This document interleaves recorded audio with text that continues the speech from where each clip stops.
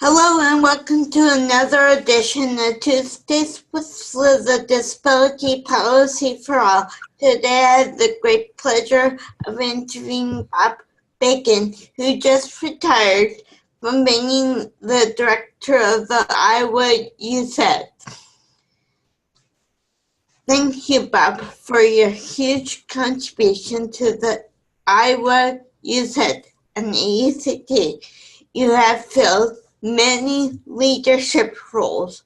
The one I worked with you the most on is the Public Policy Committee, which you chaired for many years.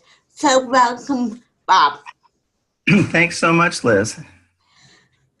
The first question is, looking back on your impressive career, what do you think are the most important disability policy achievements for the disability community, and how was AUCD involved? Well, I guess when I think about that question, I have three answers. The first one that comes to mind is the Americans with Disabilities Act in 1990.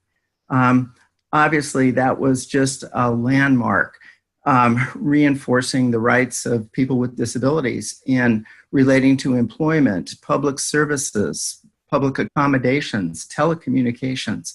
And I know UCEDDs across the country were all very supportive of that passing. The second thing I think of is the Olmstead Supreme Court decision in 1999. You know, public policy is not always about law or regulation. Sometimes we have to go to court in order to clarify the appropriate interpretation of a law, and the court decree winds up becoming a piece of public policy. And of course, Olmstead, based on the ADA, reaffirmed the rights of people to live in the community. And that was just such a major, again, another major landmark. The third thing that I think of more recently is the Workforce Innovation and Opportunity Act in 2014. That was a piece of federal legislation that kind of codified in many ways Olmstead principles relating to employment. I think also it did another unique thing, which is actually encourage collaboration, or actually mandate collaboration across the employment and educational systems to a greater extent than had been the case. And thank you, Bob. I know just you said cadre. Can you explain what that word means? Sure. Sorry. Yes. Thanks for asking that question. That means integrate integrate law into a piece of policy. Okay, thank you. The next question is, what do you hope for the next generation of disability policy advocates? Well, you know, as I was reflecting on my years in the UCEDD network and preparing to say farewell to my comrades at the Iowa UCEDD, I went back and reviewed some of the things Justin Dart had said, and remember his famous concluding phrase in one speech, "Lead on." And I guess that lead on to me means empowering people with disabilities to take the lead. And, you know, most recently in terms of the challenges with the Medicaid law, with the House and Senate versions, the bill,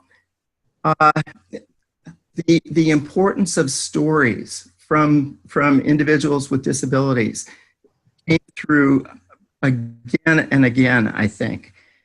So I think that's one way that that individuals with disabilities can lead.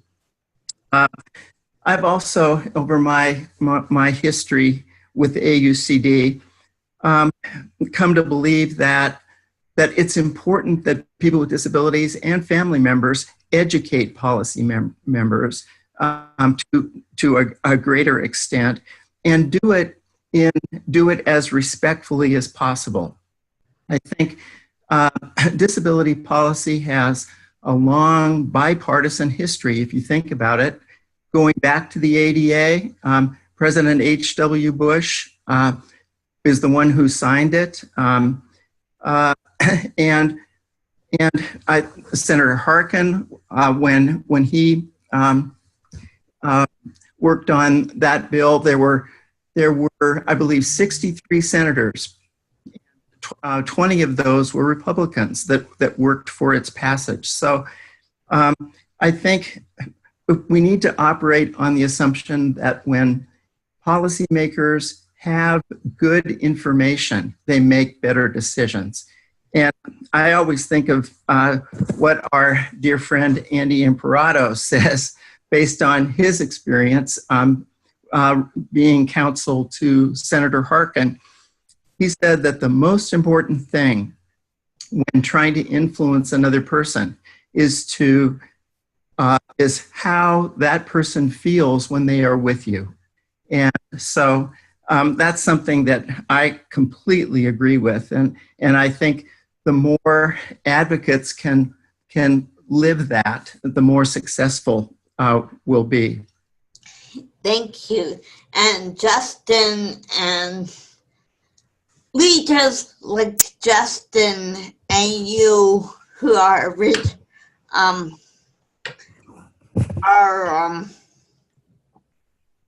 we'll never forget you. Oh. We'll keep on going. The next question is, what are your plans for retirement, and will you still be involved with disability policy? Well, as I said to my comrades here in Iowa, I'm retiring from the Iowa UCEDD, but not from the disability rights movement. In fact, yesterday, my first day of retirement, I went to a meeting in the Iowa City Public Library where a staff person of Senator Ernst was collecting opinions about all kinds of things going on in Washington. And I participated in that and, said what needed to be said, in my opinion, about what was going on with the BCRA. And I also made sure that others in the room had the health policy advisor's email for Senator Ernst so that they could communicate directly with him. So, being part of the disability rights movement is just it's a privilege. It's who we are. So that continues for sure. And it reminds me of what Tom Harkins, your friend and your senator, has said that both of you might be retiring, but both of you are definitely not leaving the movement. So thank you. And the last question is there anything else you would like to share with us as you retire? Well, the first thing is to thank all of you at AUCD who wound up creating that little video that was shown at my retirement ceremony. I tell you, I got choked up at that.